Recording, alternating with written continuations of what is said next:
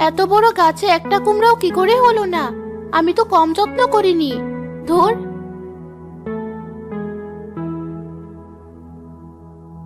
আরে, পাতার আড়ালে কিছু আছে মনে হচ্ছে, দেখি তো। ওমা, কত বড় কুমড়া হয়েছে!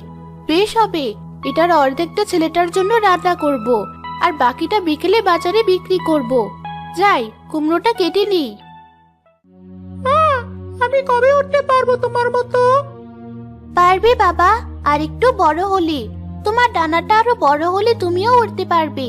এখনই ফুলের মধুটা খেয়ে নাও। এ কি, এত মিনমিনে সুরে কে কথা বলছে? আশেপাশে কেউ তো নেই।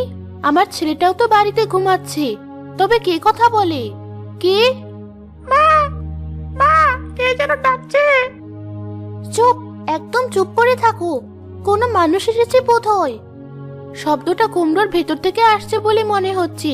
দেখি তো ব্যাপারটা কি। ওমা, কুমড়োর গায়ে দেখি জানালা কাটা। দেখি তো ভেতরে। এ কি, এ তো দেখি কুমড়োর মধ্যে আস্ত একটা শোয়ার ঘর, বসার ঘর।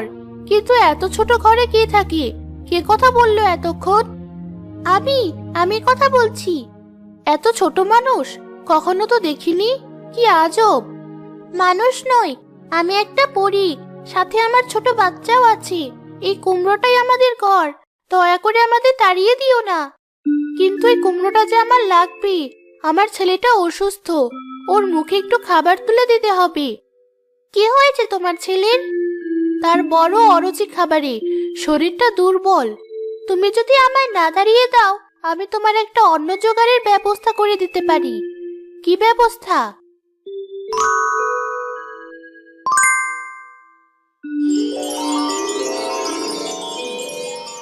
এই যে কুমড়োর ফুলগুলো নাও, বাড়ি গিয়ে এগুলো দিয়ে তোমার ছেলেকে, স্বামীকে তরকারি করে খাওয়াবে।